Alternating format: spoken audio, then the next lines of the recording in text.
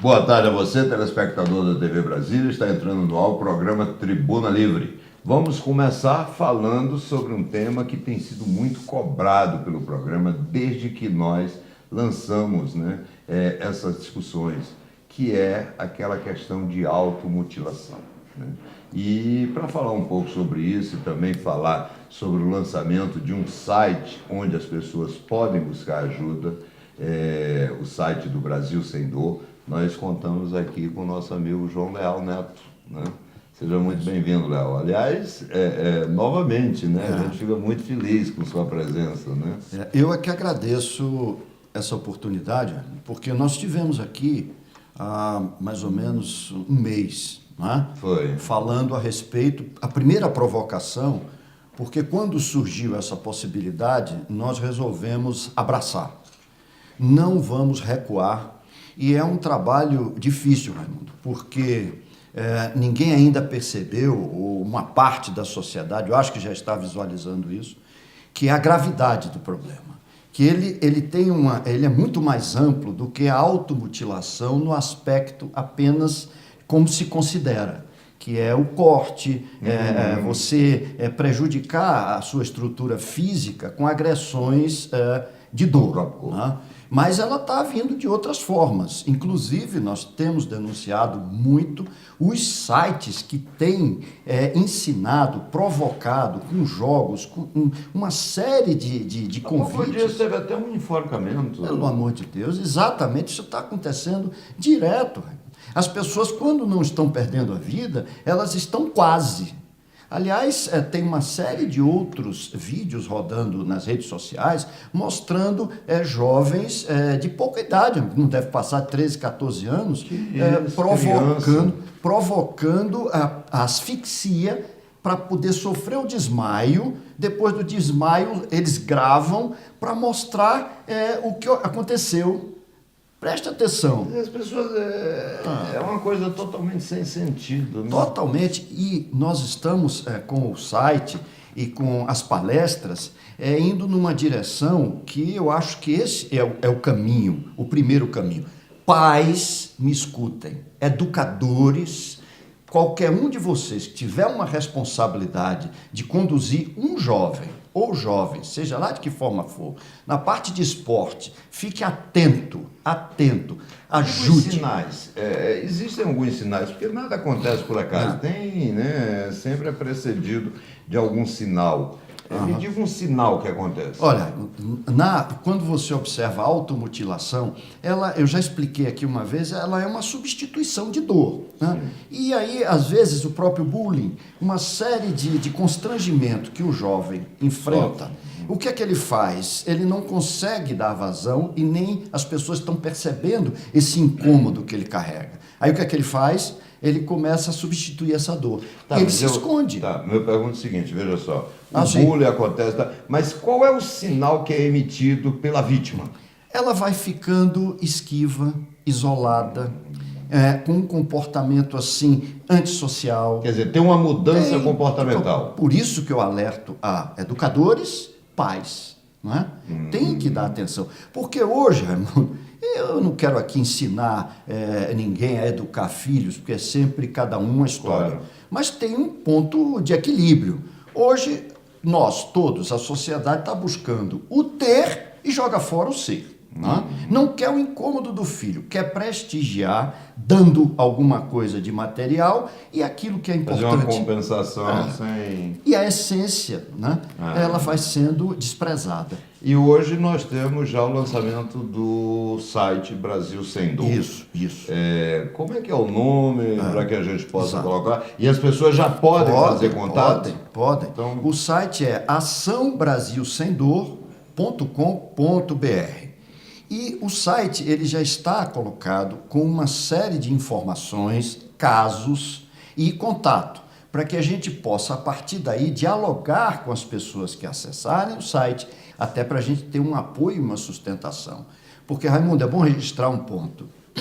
Os próprios psiquiatras que eu conversei entendem assim, que quando a pessoa está com um problema dessa ordem, é mais fácil ela procurar um acolhedor como nós. Está entendendo? E como vários outros grupos que se dispõem a isso.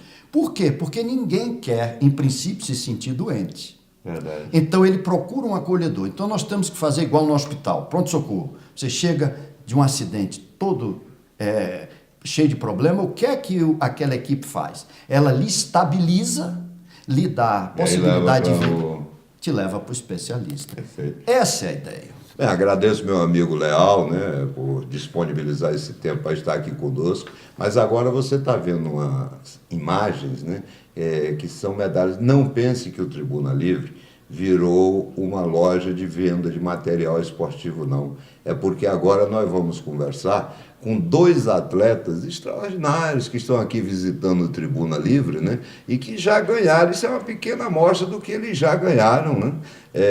Nessas competições que participam. O Luiz Felipe e a Maria Luísa. Sejam muito bem-vindos ao nosso programa. E para nos ajudar aqui na conversa, já contamos aqui com o meu amigo Everson, né? Sejam muito bem-vindos, viu, Luiz Felipe, Maria Luísa. E vocês são irmãos gêmeos, né? Exatamente.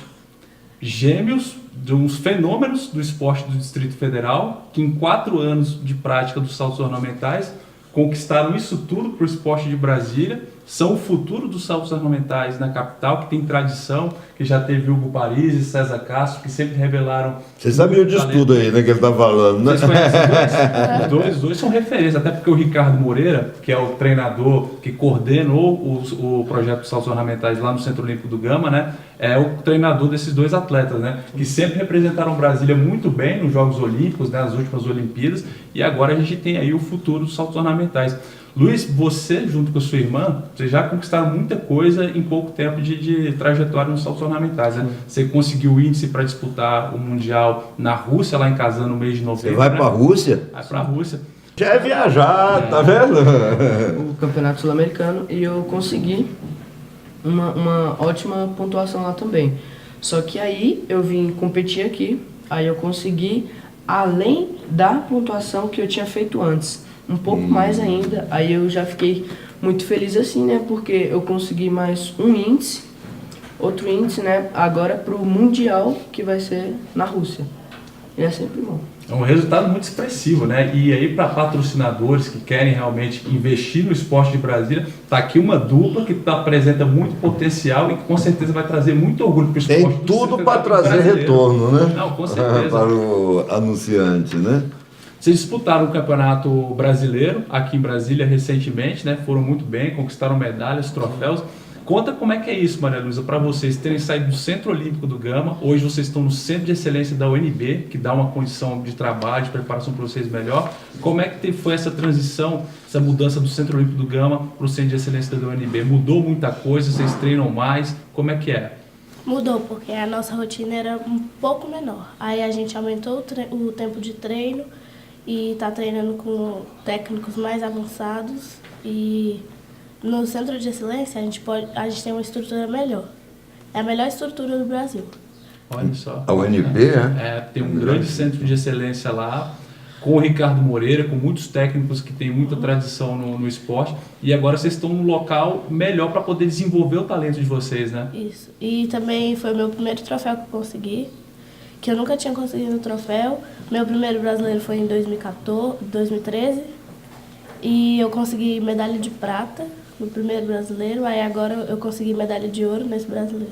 Está em plena ascensão, né, Raimundo Ribeiro e telespectadores, você vê o momento, né, de tratar... Ah lá, hein? Quando for campeão adulto, lembra que eu sou amigo de vocês, né? Volta aqui depois, né? Nós estamos aqui com uma dupla, entendeu? Que tem tudo para representar muito bem o nosso país, né? Quem sabe ir para Tóquio? É Tóquio, né? Próxima Olimpíada em Tóquio, Próxima né? Olimpíada, né? As próximas competições de vocês, no caso você vai ter o Mundial em novembro, e você, a competição que vocês têm para disputar é ainda esse ano ou já é para o ano que vem? Ano que vem, que é a seletiva para o Sul-Americano. Seria ter o teu primeiro Sul-Americano, depois de passar para a seletiva. Sul-Americano vai ser onde? Na Colômbia.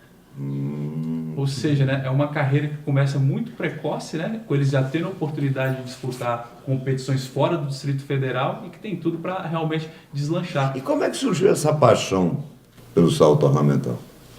A gente nem conhecia o esporte, a gente via pela TV assim, mas era rápido, a gente só passava o olho ali e pronto. Aí depois surgiu essa vaga, né? Aí a gente foi lá, passou, aí a gente assim... Bem no começo a gente era meio que assim quieto, a gente ainda não conhecia nada. Aí agora a gente já gosta muito desse esporte, porque é um esporte arriscado, mas é excelente. Mas alguém chegou para você e disse, olha, tu pode ser bom naquilo ali. Não teve isso? Não? Você simplesmente não tinha o que fazer, ficaram ali na borda da piscina e Mas disse, vamos teve lá. a professora lá do Centro Olímpico do Gama que convidou vocês. Ela teve o olho clínico de repente ver que vocês tinham perfil para poder desenvolver. Como chama a professora? Amanda Brito. Ela era professora de basquete do Centro Olímpico do Gama. E viu vocês estavam no basquete e ela viu o potencial para vocês se desenvolverem nos saltos ornamentais. Isso. Bom lembrar, Raimundo, o Centro Olímpico do Gama é o único Centro Olímpico de Brasília que tem a estrutura de saltos ornamentais. Os demais não têm. Então, bom. eles estiveram no lugar certo, na hora certa, com as pessoas certas, né? E esse papel que os Centros Olímpicos têm de fomentar o esporte no Distrito Federal é um negócio incrível, né? Tem cidade satélite que ainda não tem, precisa ter Centro Olímpico e é realmente fundamental para fazer essa transição do esporte educacional para o esporte profissional, que é o futuro deles, né? Tá certo. Maria Luísa, Luiz Felipe, a gente agradece muito, entendeu? E ficamos torcendo aqui para que vocês possam continuar essa carreira aí fulgurante. Aliás, mas vocês têm também patrocinadores, pessoas que já estão investindo em vocês, né? Então diga aí quais são os nomes aí, que a gente tem que fazer justiça, quem investe no esporte, né? Correios, Bradesco, Estácio, Lei de Incentivo ao Esporte, a Lei de Incentivo ao Esporte, Speedo e a Sadia, né? Então, todos esses estão ajudando. Olha, façam como eles, ajudem o esporte nacional. Nós precisamos e temos todas as condições de nos tornarmos uma potência olímpica, né? É verdade, e é fundamental mapear, descobrir esses atletas potenciais cedo para que eles tenham um acompanhamento profissional desde cedo para realmente os resultados virem nas Olimpíadas, virem nos Mundiais no futuro. Muito obrigado pela presença de você, mas Obrigada. Antes da gente chamar lá o intervalo, eu vou chamar aqui, né? Vou mandar um abraço para algumas pessoas que vocês conhecem, o Filogônio, tá certo? Aí do Gama. Quero mandar um abraço para a Rosane, para o meu amigo Antônio César, meu imperador, lá do Colégio Dom César, viu? Que tem ajudado também na medida do possível. E o Tribuna Livre volta já já.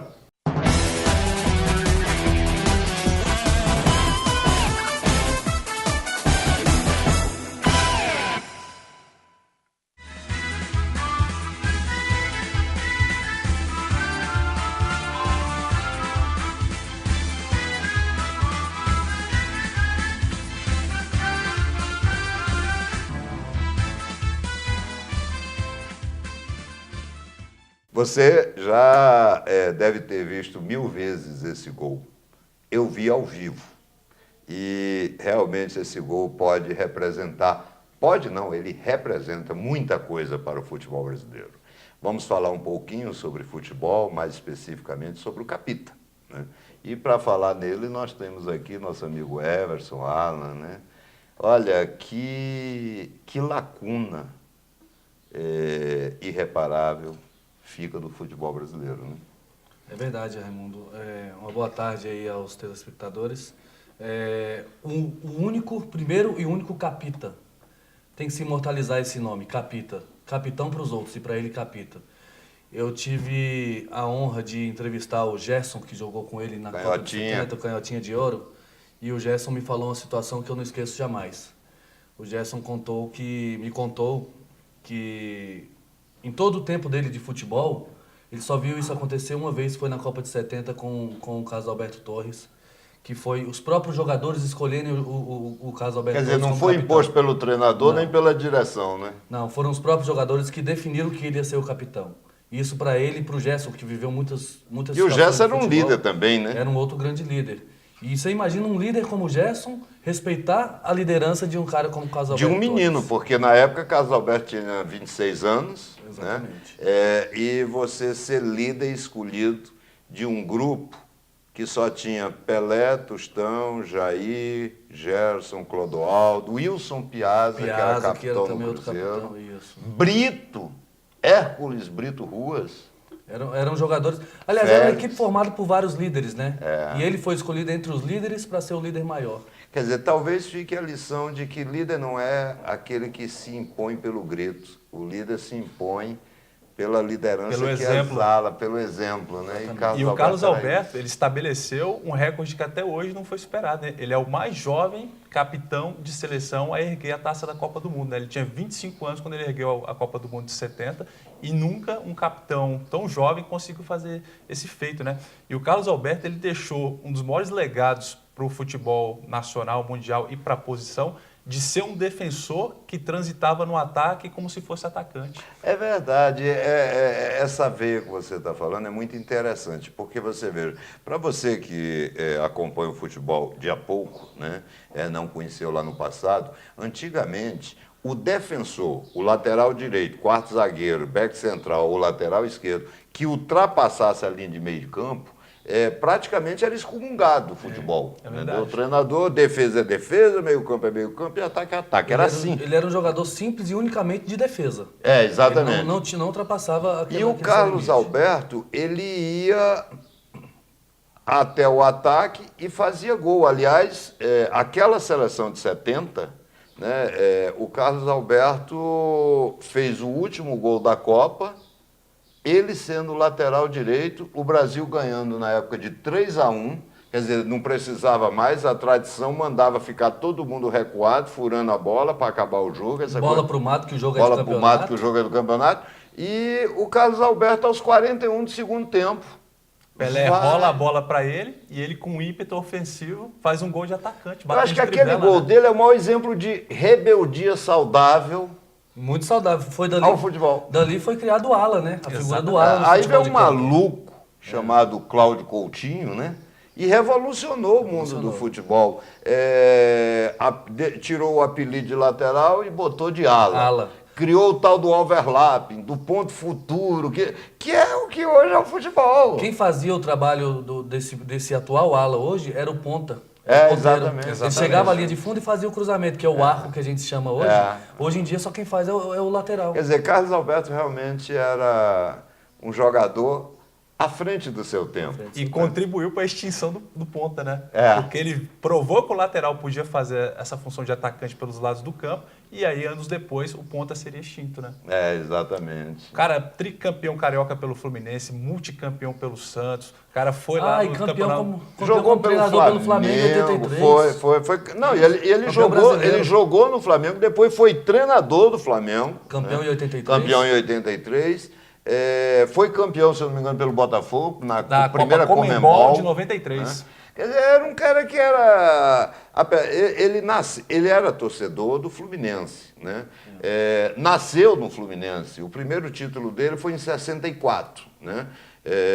Campeão carioca. Depois, praticamente, voltou para encerrar sua carreira em 75, 76, com aquela máquina do Horta. Né? Aí ele já jogava como zagueiro central, foi de novo campeão. Quer dizer, por onde ele passava... O que demonstra um pouco mais a inteligência dele, né? Sabia que não podia mais jogar naquela posição. Exatamente. Central. Ele repetiu o Newton Santos, né? Que o Newton Santos, saiu da lateral e foi para o miolo de zaga, né? E foi muito inteligente no final de carreira, né? Quando aceitou também o convite para jogar no Cosmos com o Beckenbauer, um amigo dele, né? De longa data. E com o Pelé, né? Exatamente, com o Pelé. Que era o cara que falava assim, Capita, e aí, o que a gente faz aqui?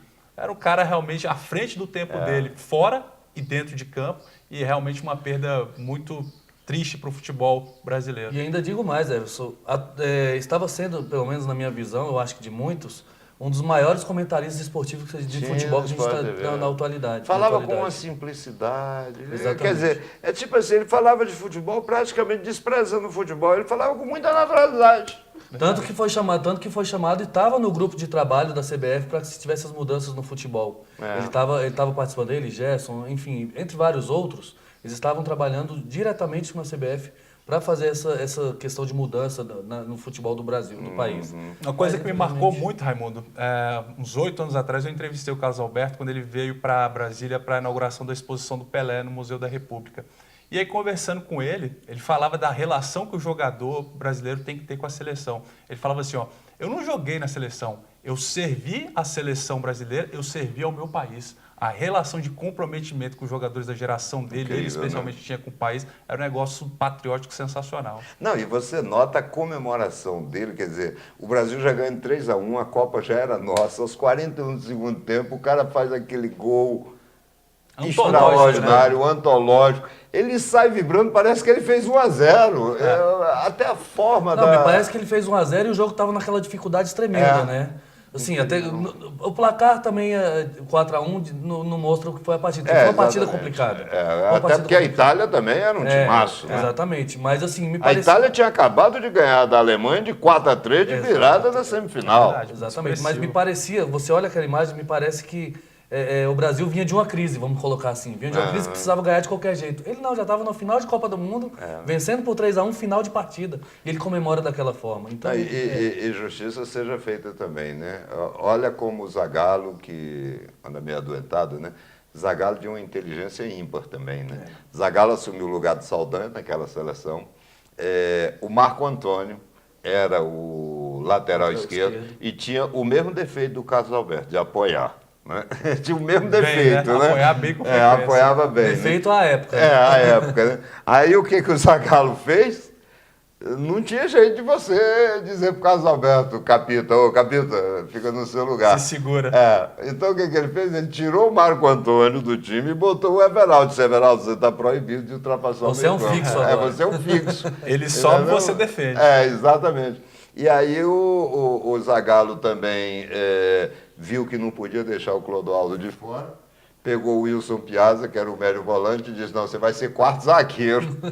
Recuou o Piazza, entendeu? Botou... Aí pegou um monte de 10 que tinha no time, né? Que era Rivelino, Tostão. Pelé, Tostão, até o Jairzinho no Botafogo, né? De vez em quando vestia 10, aí conseguiu botar tudo no mesmo time. Então, o Zagallo também é extraordinário, ele soube absorver. Exatamente. Né? Quer dizer, aquela geração de 70, pessoal, desculpa, não sou saudosista, mas Félix, Carlos Alberto, Brito, Piazza e Everaldo, Clodoaldo e Gerson, Jair, Tostão, Pelé e Rivelino. Quer dizer, é inesquecível. Eu tenho na minha memória, o Alan, todos os jogos do Brasil. Assisti todos. E está tudo memorizado. Tudo como memorizado, ontem, não precisei de WhatsApp, E era uma não época, precisei né, de vídeo, não precisei de nada. Era uma época que até quem não gostava tinha de 13 futebol, anos. quem não gostava de futebol, Parava parava pra para assistir. assistir, parava para acompanhar, né? Não, aquela seleção, ela conseguiu parar o Brasil. Olha, 1970 foi... Uma eu mobilização tive o nunca antes privilégio vista, né? de viver isso. Eu tive o privilégio de viver. De ver a maior seleção brasileira de Armando, todos os tempos. Não, a maior seleção do mundo. Não existe uma seleção igual Aí eu àquela. coloco em questão aqui, Raimundo, por exemplo, a gente fala do conjunto da obra da seleção de 70. Aí vem a de 82 que tinham talentos de série individuais também, fora de série. Fora de série. Não seria o caso, então, da seleção de 70, de repente, ter sido a melhor que nós já tivemos por conta do conjunto, mas a de 82... se tivesse esse conjunto, não teria ultrapassado essa de 70? Acho que não, mesmo que tivesse ganhado a Copa de 82. Né? Porque tinha um diferencial, né? Pelé era melhor da que os 70. Porque é o seguinte, pessoal, existe o futebol, existe o Pelé. Eu vi o Pelé jogar. O Pelé fazia coisas que nem Até vendo Deus você duvida, né? acreditava. Nem vendo você acreditava. Aliás, um dia desse a TV me causou uma amargura danada, porque relembrou que o gol de placa nasceu num jogo Santos e Fluminense no Maracanã, e foi o Pelé que fez em cima do Fluminense. Né? Quer dizer, tem umas marcas que a gente não consegue tirar. Né? Então, o Pelé era o Pelé. O futebol é o futebol. E até o Pelé reverenciou ontem a Foi. ida do Carlos Alberto. Porque o Pelé e o Carlos Alberto eles tinham uma relação muito próxima também, né? E você veja que o Capita falava e o Negão... Abaixava a cabeça. Opa! Obedecia. Entendeu? Por quê? Porque era liderança. O Capita, ele não era capitão à toa. Ele era capitão porque ele era líder das pessoas, né? Quer dizer, as pessoas se sentiam representadas por ele, né?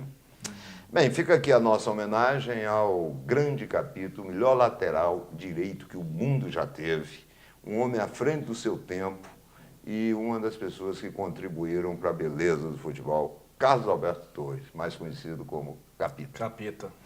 Vamos falar sobre o Campeonato Brasileiro. Vocês ficaram de dizer aí quem era que ia ser campeão, né? Eu continuo achando que o Fluminense ainda tem uma E eu continuo mudando a minha chance opinião. de talvez ir E pro eu G6. continuo, Eu continuo mudando a minha opinião. É, né? Eu acho que agora é do Palmeiras não tem mais como. Se o Santos vencer o Palmeiras, não tem mais chance pro Flamengo. Mesmo que o Flamengo, de repente, empate, Bem, então, Palmeiras campeão? pra mim, o Palmeiras campeão. será campeão Mas, provavelmente. Everson, isso deve lhe doer muito, né? Admitir isso, né? Não porque o Palmeiras, como arquirrival do Corinthians, está há 22 anos sem conquistar um título brasileiro. E dá um títulozinho pra E ele, um né? time como o Palmeiras, a grandeza, ele não pode ficar 22 anos sem ser campeão tem brasileiro, razão. então fez por onde. Isso é profissionalismo, né? Aliás, Everson, teve um fato interessante, né? Jogando Flamengo e Corinthians no Maracanã, Palmeiras e Sport no Aliança, né? Allianz Tipo Parque. Parque Antártico, né?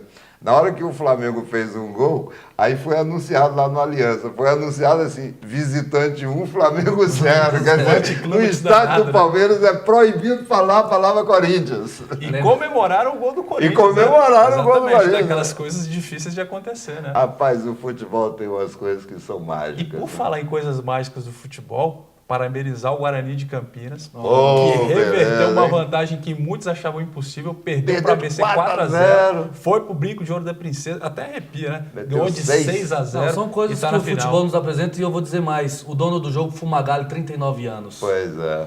Fez 3 gols, deu uma assistência e jogou até o fim como se fosse um garoto de 18. E o Guarani é o único campeão brasileiro do interior. Do interior, Aham. ninguém mais. E é um time que tem condições de ser campeões das 3 séries, né? A, B, B, e C. C, se conquistar a Série C. E depois dessa fase áurea do Guarani, ainda passou grandes jogadores por lá, Djalminha, Amoroso, que é nosso aqui da cidade. É amoroso. Exatamente. é. Ou seja, Luizão. o Guarani é um clube que merece estar da Série B pra cima. É, não é um time exatamente. que merecia estar na situação que está. Mas não fuja da responsabilidade, não. O campeão, então, o Palmeiras. Palmeiras. Quer dizer que o programa tá verde. Né? E aquele cheirinho se dissipou? Passa pro Everson. Eu acho que tem cheirinho agora de látex verde. Ah, tá. É, só pode ser. E isso. quem vai cair?